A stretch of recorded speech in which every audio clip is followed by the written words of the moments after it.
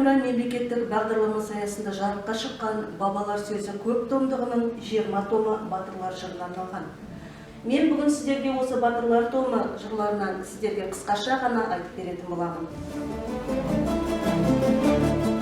«Бабалар сөзі» көп томдығының 33 және 34 томдарында бұнда Нұрпейіс Байғанин секілді халық ақындары жырлаған Алпамыс батыр жырының бірнеше нұсқалары енгізілген.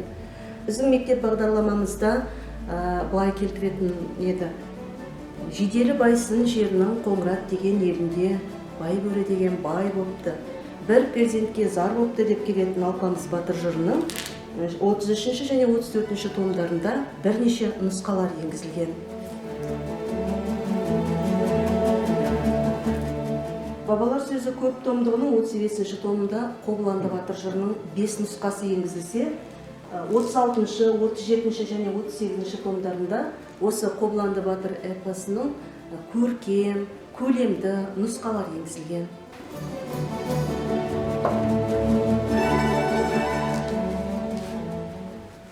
«Бабалар сөзі» көп томдығының 39 томында бұнда яғни Ер Едіге батыр, Едіге жыры, сонымен қатар Едіге Нұран сияқты батырлар жыры енгізілген.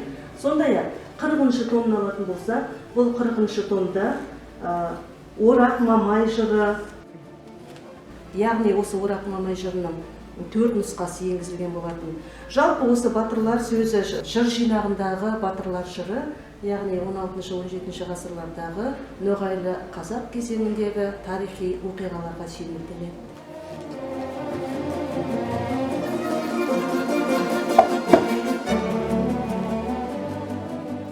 «Бабалар сөзі» көп томдығының 43 томында атақты Қамбар батыр жырының 11 нұсқасы енгізілген.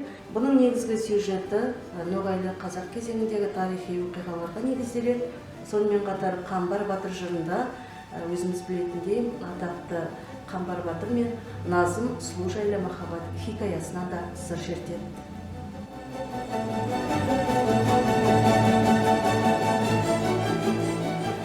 Осы «Бабалар сөзі» көп томдығының 44 томы, яғни Ер Тарғын жырының 3 нұсқасына берілген екен. Сонымен қатар бұл кітапта Ер Көкше, Ер Қосай, Сайын батыр сияқты және тағы басқа батырлар жайлы жырдастандар жазылған.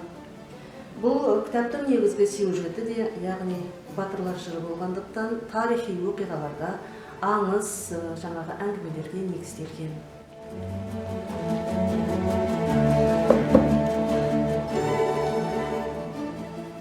«Бабалар сөзі» көп томдығының 45 томында Шора батыр жыры жайлы айтылады. Яғни 1884 жылы жарық көрген Шора батыр, одан кейінгі шыққан Қазан төңкерісінен кейінгі Ер Шора жыры, содан кейінгі жазылған, яғни ертедегі Шора батыр деп аталатын бұрын соңды жарыққа шықпаған жырлар осы кітапта нұсқалар берілген.